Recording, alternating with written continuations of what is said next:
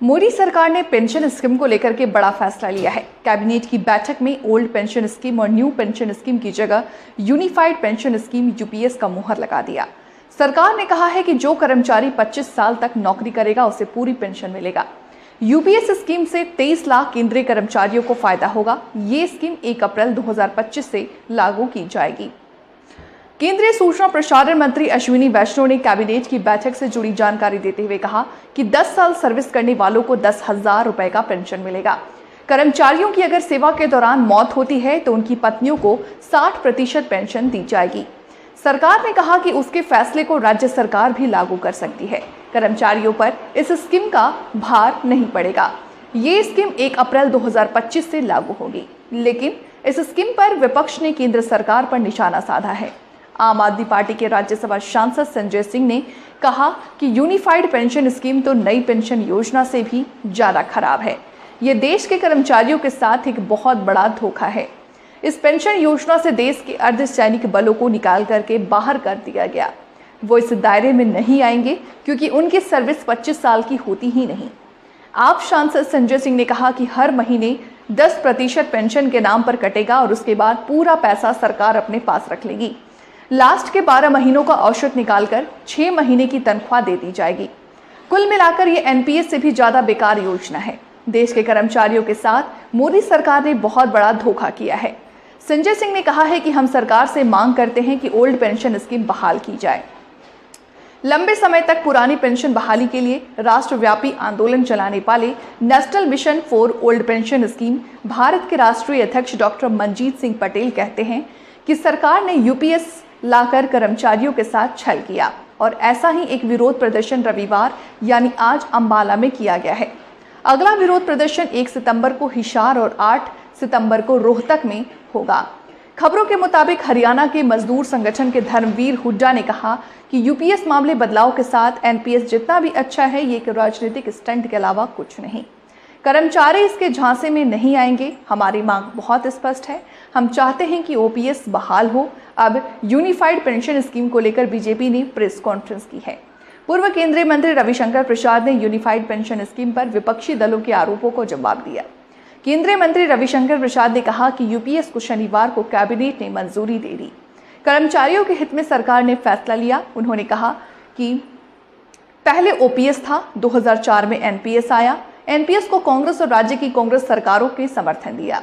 उन्होंने कहा कि हमारे पीएम मांगों को सुनते हैं और अमल भी करते हैं। 23 लाख भारत सरकार के कर्मचारियों को 50% फिक्स्ड पेंशन मिलेगा। कल्याणकारी राज्य की सोच इस फैसले में दिखाई देती है। इसीलिए इस कंसल्टेशन के बाद में और साथ ही साथ जो जॉइंट कंसल्टेटिव मैकेनिज्म है सेंट्रल गवर्नमेंट के एम्प्लॉयज का JCM, उसके साथ मल्टीपल मीटिंग्स, फिर दुनिया के कई देशों में किस तरह की स्कीम्स हैं, किस तरह के सिस्टम्स है वो भी देखा। फिर भारत की जो अर्थव्यवस्था है और केंद्र सरकार का बजट है उसको समझने के लिए रिजर्व बैंक ऑफ इंडिया के साथ, वर्ल्ड बैंक के साथ, सबके साथ कंसल्टेशंस हुए और इस कंसल्टेशन के बाद में एक यूनिफाइड पेंशन स्कीम का रिकमेंडेशन इस कमेटी ने किया और आज प्रधानमंत्री श्री नरेंद्र मोदी जी की अध्यक्षता में यूनियन कैबिनेट ने यूनिफाइड पेंशन स्कीम को अप्रूव किया है, इसको अनुमोदित किया है और ये स्कीम अभी आने वाले समय में लागू होगी। इस स्कीम के 5 पिलर्स हैं। सबसे इंपॉर्टेंट विषय था कर्मचारियों की तरफ से कि हमें अश्योर्ड अमाउंट एक चाहिए, जो बहुत लॉजिकल और वाजिब रिक्वायरमेंट था। तो इस डिमांड पे एक मेथोडिकल वे में काम करके और एक्चुअरियल साइंसेस, जो लोग आगे का भविष्य का रिक्वायरमेंट वगैरह कंप्यूट करने का एक तरीका होता है जिसको एक्चुअरियल साइंस बोलते हैं, उनके साथ मिलके कई तरह के फाइनेंशियल मॉडल्स को प्रोजेक्ट करके और सबके साथ मिलके एक सिस्टमेटिक तरीके से 50% अश्योर्ड पेंशन, ये इस यूपीएस का सबसे पहला पिलर है। इसकी डिटेलिंग देखनी चाहिए हमें। जो ये अमाउंट मिलेगा वो रिटायरमेंट से पहले के 12 महीनों की एवरेज बेसिक पे का 50% होगा।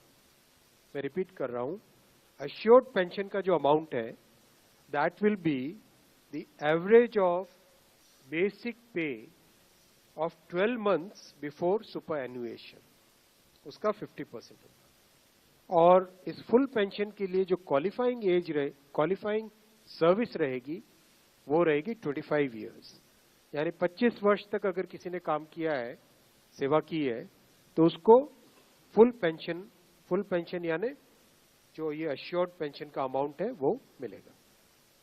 25 साल से अगर कम है लेकिन 10 साल से ज्यादा है तो उसमें प्रोपोर्शनेट पेंशन रहेगी, प्रो रेटा वो पेंशन का अमाउंट बनेगा। जो कभी किसी कर्मचारी की डेथ हो जाए तो फैमिली पेंशन एक बहुत बड़ा, स्पाउस के लिए ये बहुत बड़ी एम्प्लॉयज की एक रिक्वायरमेंट थी, डिमांड थी। तो सेकंड पिलर इस यूपीएस का है अश्योर्ड फैमिली पेंशन। किसी भी कर्मचारी के डिमाइज से पहले, इमीडिएटली पहले जो पेंशन थी, अमाउंट था, उसका 60% मिलेगा एम्प्लॉय के, डिसीज्ड एम्प्लॉय के स्पाउस को। ये सेकंड पिलर है। थर्ड पिलर है अश्योर्ड मिनिमम पेंशन। कई बार देखा कि सर्विस कम होती है और कंट्रीब्यूशन जितना हुआ है उससे एक सफिशिएंट अमाउंट नहीं मिल पाता था, और ये अपने आप में एक बड़ा विषय था केंद्र सरकार के कर्मचारियों का और एनपीएस में जुड़े सभी कर्मचारियों का। इसीलिए एक minimum assured pension, assured minimum pension 10,000 rupees per month, वो इसमें यूपीएस में थर्ड पिलर ये रखा गया।